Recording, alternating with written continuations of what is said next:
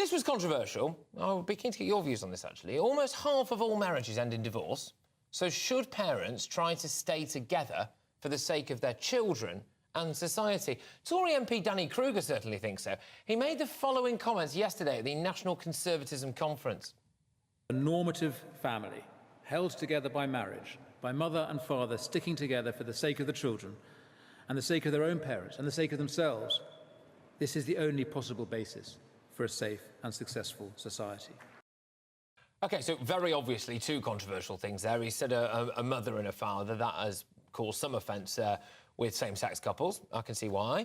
He's also saying, of course, there that you should essentially stay together just for the sake of the kids. Now, we'll get stuck into this, shall we? So let's chat with Chief Executive of Christian Concern, Andrea Williams, and divorce lawyer, Vanessa Lloyd Platt. Both of you, thank you very much. I normally do ladies first, but it's impossible here, isn't it? So who do I go to first? Andrea, I'll go to you. Chief Executive of Christian Concern, Andrea Williams. Is he right? I mean, it's obviously preferable, isn't it, for parents to stay together for the sake of the kids. Is that right? Absolutely, because all the social statistics show that children do much better when they are in a home with their married mother and father. And so we want to see children flourishing in society.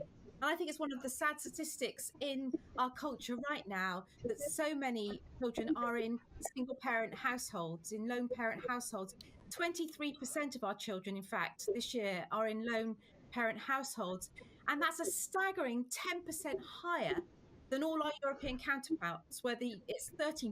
So there must be something happening in our nation at this time, which is discouraging people somehow to actually work, to fight for their marriage and for their family. OK, now I'm going to bring in divorce lawyer Vanessa Lloyd Platt. And, I mean, with respect, I suppose you maybe have a little bit of skin in the game when it comes to, well, saying that divorce sometimes can be a good thing. Well, we don't ever say divorce is a great thing, but this naive statement is going to cause such dismissal and distress to so many people that have gone through divorces or going through them now. What it misses, and the entire point it misses, is that a lot of times it's not one person's fault that this has happened. For example, if someone is in a relationship and their partner's run off with someone else, is it their fault? Should they be blamed? Should they be criticised that that has happened? If, for example, the partner's died and they're a one-parent family, should they be criticised for that, for not being a two-parent family? Or if they've been subjected to years of domestic abuse and finally kept courage to leave that scenario, should they be criticised and made to feel like they're inferior to a two-parent family? It is naive and destructive, and it is about time that narrative is dismissed. I get that. I'm going to put those points very, very quickly anyway to Andrea. But before I do, Vanessa, I'd just like to ask you, what about this push now for no-fault divorces? Because that, to me, just appears to be lazy from the parents. Don't get married and have kids if you just think maybe on a whim without any need for my baby, I've gone off you a little bit, so we're just going to split up. And that, for me, is maybe where I would draw the line. No-fault divorces. It just seems lazy. Well, it's not. Basically, no-fault divorce was brought in because of the acrimony caused by trying to blame one or other of the parties. It set the whole divorce scenario off on a very aggressive footing. So after years of all of us arguing, this has got to go. All it means is that we're not blaming the other party, as was happening in so many divorces, because they had to fit into artificial categories.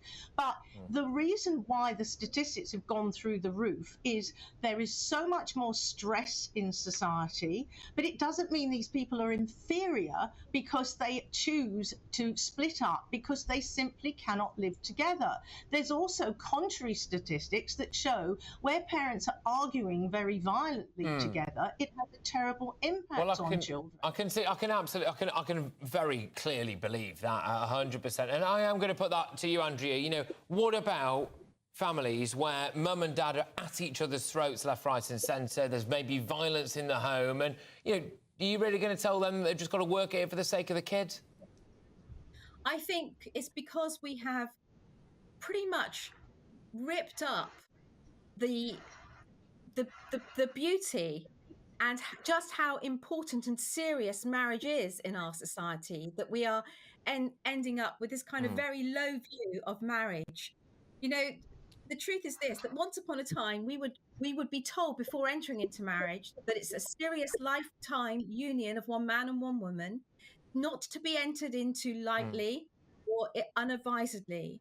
But then when in it, that we needed to actually really work hard at it and to submit to one another, to love one another, to really work to stay together for the sake of the children, who do better when their mother and father are really working to love one another and to love them well. And we know You don't think people are doing that? You don't think there are millions of people across the country trying to do that? But where it's impossible... Both of you, before you two need to have a divorce, okay? But with respect, Vanessa, when you look at some of these figures, I mean, it is shockingly. I mean, clearly, there are people who are, you know, going on a few dates or being with someone for a year who get down on one knee because it's a nice thing to do, maybe bring a kid into the mix and then think, goodness gracious me, I've not thought this through. And that must have a damaging impact on children. But look, I'm going to have to draw a line under it there. I can absolutely see both sides of this, which is why it's such a good talking point. Thank you very, very much. Great to have you both on the show. All right, that was Chief Executive of Christian Concern, Andrea Williams, and divorce lawyer Vanessa Lloyd Platt.